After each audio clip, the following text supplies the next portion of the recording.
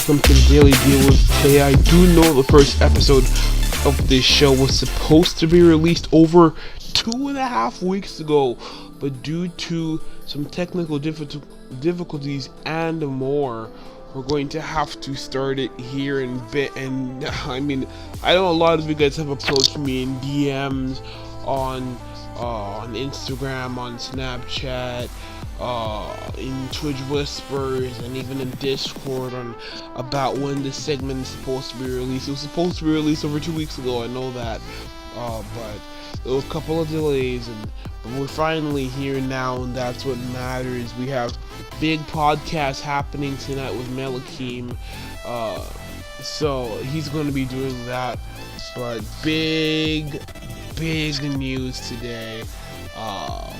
During this podcast should be released on April the 1st or March the 31st, because we are recording this on March the 30th. So let's get this thing done. First of all, I'm gonna talk to Blizzard Frost. Blizzard Frost been doing absolutely phenomenal in scrimmages. They have been performing to a height that we have never really seen before from them.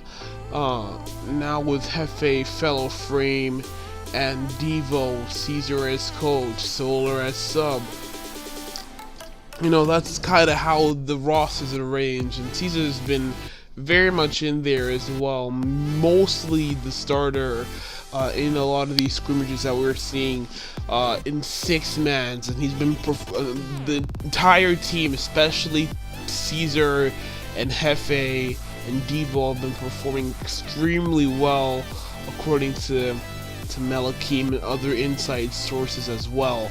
So they've been performing extremely well. So they've been taking down and being super competitive against teams that are over 2100 MMR. So that's something to be super scared about if you are another team or organization, such as a team like Team Neutral or C4, which we'll get to in a little bit of a moment. But absolutely phenomenal from them. We're going to see them come this weekend, this Saturday and Sunday. They're going to be performing. It's going to be absolutely amazing to see what they can do on the pitch. Secondly, Muffin Boys. Brovanik brought on a new squad of Atomic, who decided to change his name, as well as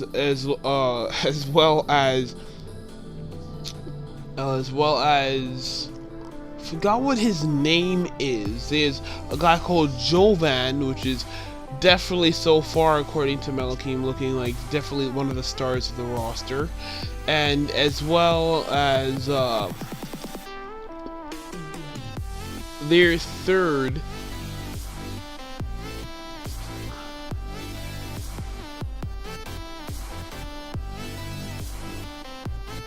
I'm getting information that his name was Jahim RL, and so that's going to be looking absolutely amazing for him. So that's going to be a team to watch out for. Their ranks, I know people don't depend on ranks very much to predict where a team is going to or supposed to be, but just from what I've seen so far, they haven't had chemistry gone down yet, and I know that, and once they have chemistry, they're going to be much more dangerous. But this looks like a roster that doesn't look like it can make over a top 12. I think top 12 is probably going to be the ceiling for the entire season. Not top 12, I should say top 12, top 10-ish. That's going to be, I feel like that's going to be the ceiling for this roster the entire season. I don't think they're making it any higher than top 9. Just 9 is the ceiling. They're placing 9. I think that's, personally, my opinion, that's the ceiling for them. But let's go to another team. Let's go to Ian Vandal.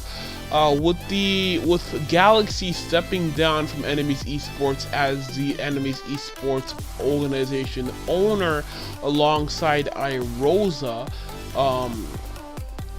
he will be stepping down from Enemies Esports, and that comes with the expansion of a couple of teams, including Enemies Esports Vandal, which was auto qualified, and now that auto qualification spot is going to be going to C4 Esports, which we could just run down for a moment.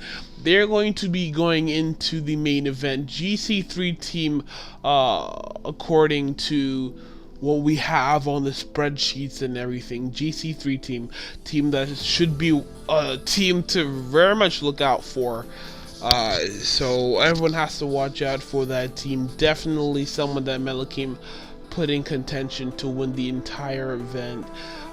They could win the entire event if they really go hard alongside higher teams like Team Neutral, and Blizzard Frost, and a couple of the teams that are potentially in contention, including like Genix A and Genix B, who have also auto-qualified.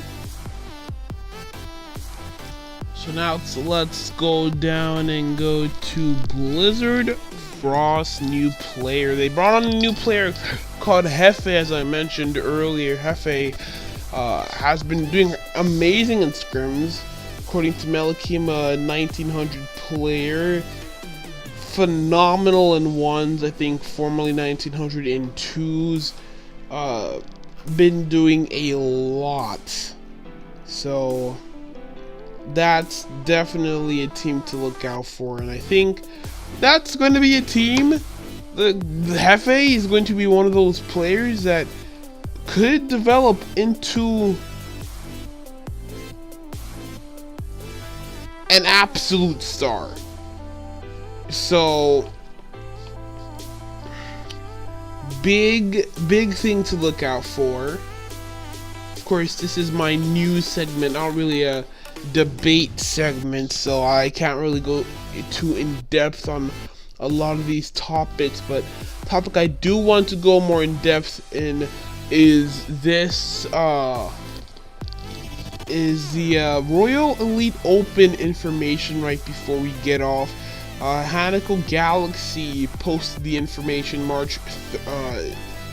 around March 30th. As we're coming in to edit this, he put in the information late March 30th, and it reads, alright, the game day is so close for Royal Elite Event Open 1.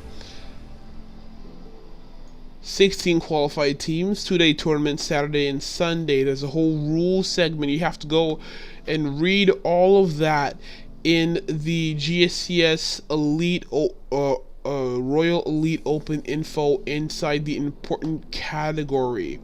But times that you need to know of are 5 to 7 p.m. are the games on Saturday. Games on Saturday, 5 to 7 p.m. Sunday games are 6 to 8 EST. I think all the Sunday games, Sunday's top 8, that will likely be streamed. As well as virtual bracket. There's going to be a bracket resources soon. Seeding link posted soon. Stream link posted soon. GSCS Season 7 spreadsheet, which has already been posted. Point systems and team standings has already been posted, and future event info which will be posted. Blizzard Frost #1 seed, Turbine Esports #2 seed, Axe Esports #3, C4 #4 seed, AST #5 seed, Naptown Saturn #6 seed. FNR Esports actually is in the tournament as the #7 seed, which is something I'm going over right now. Something very big that everyone has to look out for. FNR Esports is a team that I know everyone has to really like. I think this is a team that Mel got so hyped up about, that he said that can potentially make top 8, could do even better. The way that they looked against aggressiveness, which was auto qualified not auto-qualified, but qualified the number 13 seed. FNR Esports did not originally get a chance to auto-qualify, but now they will be auto-qualified through because of their performance, not only in the qualifiers, but also in recorded GSCS show matches, including that big win over aggressiveness, which was a staple, showing that this team is definitely here to play and not to be played with. That's going to be a team that is going to be absolutely phenomenal. This is a team that Mel has put so much hype around, so I can't wait to see them perform the big stage upcoming this weekend. Saturday the 2nd and the 3rd, which is Sunday of 3rd of April. Everyone buckle in, strap in. We have an amazing games and events to get you guys through this entire season. This is only event 1. We're having a lot of good drama in terms of which team is the best. A lot of competitiveness. It's going to be so interesting to see who gets the top spot. Ladies and gentlemen, that's going to be it for us here at TAY Show. Peace out.